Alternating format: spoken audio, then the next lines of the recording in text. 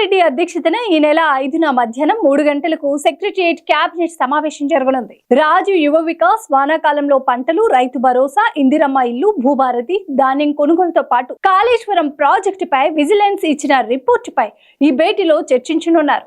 దీంతో పాటు మున్సిపల్, పంచాయతీ ఎన్నికల నిర్వహణ పైన చర్చించనున్నట్లు తెలుస్తోంది.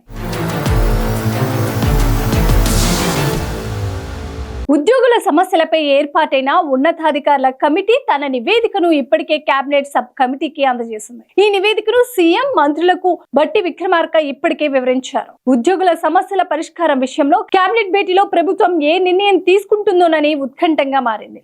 తొందరలోనే స్థానిక సంస్థల ఎన్నికలు నిర్వహించాలని ప్రభుత్వం భావిస్తున్నట్లు ప్రచారం జరుగుతోంది. ఈ విషయంలో కేబినెట్ ఏదైనా నిర్ణయం తీసుకునే అవకాశం ఉంటుందా అనేది రాజకీయ వర్గాల్లో ఆసక్తిగా మారింది. మరోవైపు బీసీ డెడికేట్ కమిషన్ ఇచ్చిన రిజర్వేషన్లకు ఈ కేబినెట్ లో ఆమోదం తెలిపే అవకాశం ఉన్నట్లు సమాచారం.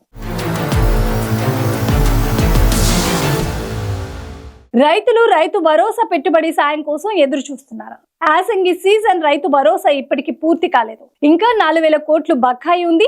ఇప్పుడు వానాకాల సీజన్ కు మరో 9,200 కోట్లు కావాలి. అంటే రైతు భరోసా కోసం సుమారు 13,200 కోట్లు అవసరం. ఈ మొత్తానికి కేబినెట్ గ్రీన్ సిగ్నల్ ఇస్తుందా లేదా అనేది చూడాలి. మరోవైపు రాజు యువ వికాసానికి సంబంధించి అర్హుల జాబితా సిద్ధమైనట్లు తెలుస్తుంది.